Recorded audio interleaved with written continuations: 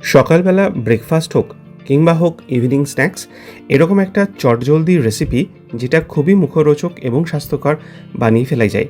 নমস্কার, কুইজিনিয়া চ্যানেলের পক্ষ থেকে সকলকে জানাই সাদর আমন্ত্রণ। আমাদের সবার চ্যানেল কুইজিনিয়াকে সাবস্ক্রাইব করে পাশে থাকা বেল বাটন আর অল আইকন প্রেস করে রাখলেই সব নতুন ভিডিও নোটিফিকেশন আপলোড হওয়া মাত্র পৌঁছে যাবে আপনাদের কাছে। দুর্দান্ত একটা টেস্টি রেসিপি যেটা ব্রেকফাস্ট বা ইভিনিং স্ন্যাক্সের জন্য আদর্শ। বাচ্চা থেকে বড় সকলের জন্যই উপযোগী, আর বাচ্চাদের জন্য অনেক সবজি থাকায় খুবই স্বাস্থ্যকর। দেখে নেওয়া যাক পদ্ধতি। এখানে আমরা নিয়েছি সুজি। 100 গ্রাম সুজি আমরা প্রথমে শুকনো একটা কড়াইতে নিয়েছি, আর এই সুজিটাকে আমরা মিডিয়াম ফ্লেমে 4 থেকে 5 মিনিট সময় নিয়ে ভালো মতো ড্রাই রোস্ট করে নেব। এই ড্রাই রোস্ট করে নেওয়ার ফলে এক তো সুজির কাঁচা ভাবটা চলে যাবে, আর দ্বিতীয় সবচেয়ে ইম্পর্টেন্ট যেটা, এই রেসিপিটা ঝুরঝুরে হবে। হয়ে গেলে এটাকে একটা থালার মধ্যে নামিয়ে রাখলাম। কড়াইতে নিয়েছি সাদা তেল। সাদা তেলটা গরম হয়ে গেলে দিয়ে দিচ্ছি কয়েকটা কাঁচা বাদাম। কাঁচা বাদামগুলো মিনিট 2 সময় নিয়ে লালচে হওয়া পর্যন্ত ভেজে নেব, আর তারপর বাদামগুলোকে তেল থেকে তুলে নেব। ওই তেলের মধ্যে এবার দিয়ে দিচ্ছি 1/4 টিস্পুন কালো সর্ষে, আর দিচ্ছি কিছুটা পরিমাণ কারি পাতা। দিয়ে একটু হালকা নাড়াচাড়া করে এর মধ্যে আমরা দিয়ে দেব একটা শুকনো লঙ্কা। কারি পাতাটা যখন সুন্দর করে ভাজা হয়ে যাবে ততক্ষণ আমরা এর মধ্যে কিছু সবজি দেব। কী সবজি নিয়েছি, আমরা এখানে নিয়েছি একটা আলু, নিয়েছি ছোট্ট একটুখানি ফুলকপির টুকরো, একটা গাজর, আর 4-5টা ফ্রেঞ্চ বিনস।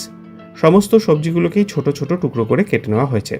এবার সবজিগুলো এর মধ্যে দিয়ে মিনিট 2 সময় নিয়ে একটু হালকা নাড়াচাড়া করে নিচ্ছি। দিয়ে দিলাম স্বাদ অনুযায়ী নুন।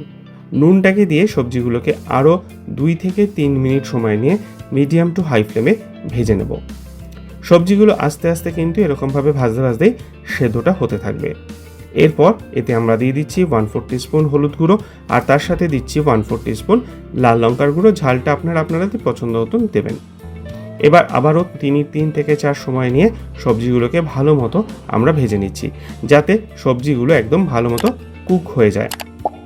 মিনিট 4 আরও হয়ে গেছে, সবজিগুলো কিন্তু সুন্দর কুক হয়ে এসছে। এবার দিয়ে দিচ্ছি 1/4 টিস্পুন পরিমাণ চিনি। চিনিটা অতি অবশ্যই কিন্তু দেবেন।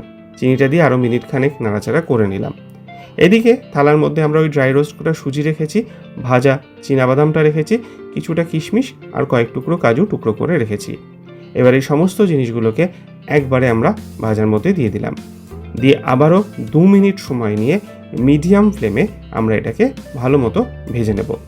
যত সুন্দর করে ভাজবেন তত কিন্তু এটা ঝুরঝুরে হবে। এবার দিয়ে দিন এখানে জল। জলটা আমি 2 পর্যায়ে দিচ্ছি। প্রথমে কিছুটা দিলাম, আর তারপর একটু নাড়াচাড়া করে আবারও কিছুটা দিলাম। টোটাল 300 মিলিলিটার পরিমাণ জল কিন্তু আমি ওই 100 গ্রাম সুজির জন্য দিয়েছি। এবার এটাকে ক্রমাগত নেড়ে যান। প্রথমে হয়তো লাগবে এটা বেশ আঠা আঠা হচ্ছে, একদম ঘাটা ঘাটা হচ্ছে, বেসিক্যালি ঝুরঝুরে ভাবটা হচ্ছে না। তবে একটু ধৈর্য ধরে একটু সময় নিয়ে এটাকে ভালো মতো নেড়ে চেড়ে শুকিয়ে নিন, আর তারপর দেখবেন আস্তে আস্তে কিন্তু সেই টেক্সচারটা আপনার চলে আসবে। নামাবার আগে দিয়ে দিন 1/2 টিস্পুন পরিমাণ ঘি।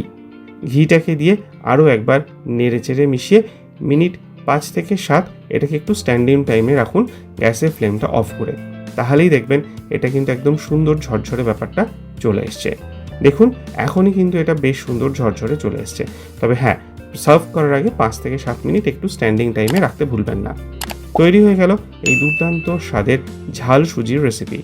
বাড়িতে অতি অবশ্যই ট্রাই করুন, খেয়ে কমেন্টে জানান কেমন লাগলো। ভালো লাগলে বরাবরের মতো একটা লাইক এবং প্রচুর শেয়ার করতে ভুলবেন না যেন। যারা এখনও চ্যানেল কুইজিনিয়াকে সাবস্ক্রাইব করেননি, অনুরোধ করব চ্যানেলটাকে সাবস্ক্রাইব করে এই পরিবারের সদস্য হয়ে যাওয়ার জন্য। লাইফ ইজ প্রেশাস, গল্পের শিকালিকাল চ্যানেল দুটিকে সাবস্ক্রাইব করতে আজকে এই ভিডিও ডেসক্রিপশন বক্সের লিঙ্কটা প্লিজ চেক করে নেবেন। নমস্কার।